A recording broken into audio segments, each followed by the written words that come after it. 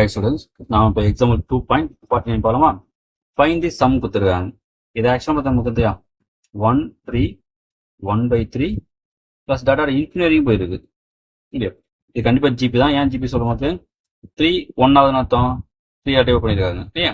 1 again பாருங்க 1/3, அப்போ 3 again 3 divide பண்ணுறாங்க. அப்போ ஆர் வேல்யூங்கிறது 1/3. ஸோ இப்போ செக் பண்ண நம்ம எப்படின்னு இப்போ ஏ வேல்யூ 3 இல்லையா? ஃபர்ஸ்ட் டைம் தெரியும் உங்களுக்கு. இப்போ ஆர் வேல்யூ பாருங்க T2/T1. இப்போ T21 T1 3 அதான் இப்போ ஆர் வேல்யூ வந்து 1/3. நம்ம என்ன இங்கே கண்டுபிடிக்கணும்? எஸ் இன்ட்டு நம்ம கண்டுபிடிக்கணும் இல்லையா? இன்ஃபினிட்டி வரைக்கும் போகுது.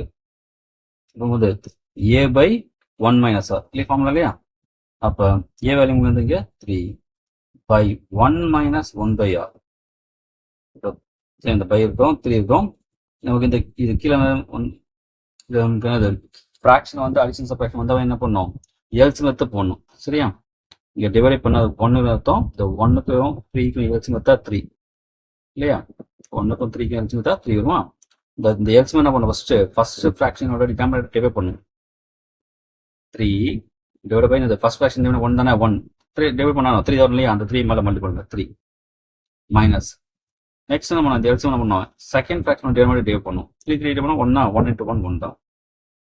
அப்போ என்ன ஆச்சு பாருங்க 3 டிவைட் பை 2/3. நமக்கு தெரியும் ஒரு ஃப்ராக்ஷன் கீழே ஒரு ஃப்ராக்ஷன் தான் நம்ம இந்த ரெசிப்ரோக்கல் மாறுமா? இப்படி வந்துடும் 3 × 3/2 வரும். ஆன்சர் நமக்கு 9/2 அவ்வளோதான். S infinity equal to 9/2.